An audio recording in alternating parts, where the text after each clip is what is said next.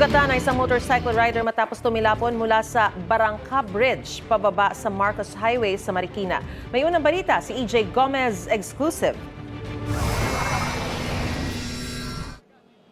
Nakitang nakahandusay ang lalaking motorcycle rider na yan sa Marcos Highway sa Barangay Barangka, Marikina City mag-aalas 12 kagabi.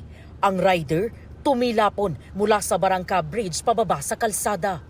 Ayon sa isang saksi na angkas ng isang TNVS driver, nagulat na lang sila nang makita ang isang motorsiklong nakahambalang sa kanilang harapan. Nakahandusay na po dito yung motor.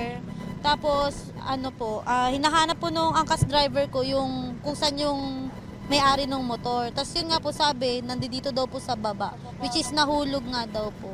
Sa bahagi pong ito ng Barangka Bridge, nagsimulang sumadsad yung motorsiklo. Bakas po sa gilid ng tulay ang mga gasgas.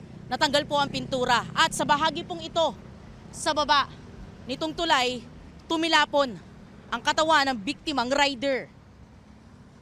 Bumagsak yung rider sa taas, simula sa taas ng tulay pababa, face down. Yung binti niya is bali, tapos medyo mahina yung pulse na nung rider. Kwento ng saksi, isang rider daw ang nakagitgitan pa umano ng biktimang rider bago siya mahulog mula sa tulay.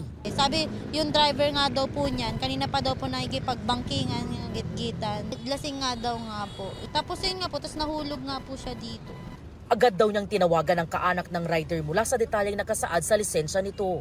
Naging emosyonal ang mga kaanak ng rider nang dumating sila sa pinangyarihan ng insidente.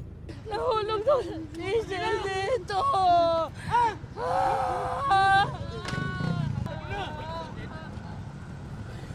Pauwi na po. Pauwi na po. Galing po siyang pajama party daw po nila. Sa Cubao po yata. Galing siya trabaho. Sa investigasyon ng Marikina Police, residente ng Barangay Tumana ang 20 anyos na rider na ngayon nasa ospital. Ayon sa barangay, madalas ang mga aksidente sa Barangka Bridge. Kasi po, di ba, start po sa Katipunan is pababa. So, lahat ng sasakyan is mabilis talaga. Tapos aahon, tapos bababa na naman. Ngayong December, siguro, 10 talaga yung nasa ibabaw ng tulay. Usually naman, self-accident eh.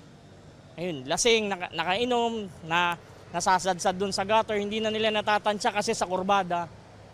Ganun naman usually ang aksidenteng nire-respondihan namin doon. Nagdulot ng bahagyang traffic sa lugar ang insidente. Patuloy naman ang investigasyon ng pulisya. Ito ang unang balita.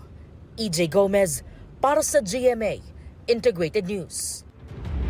Gusto mo bang mauna sa mga balita?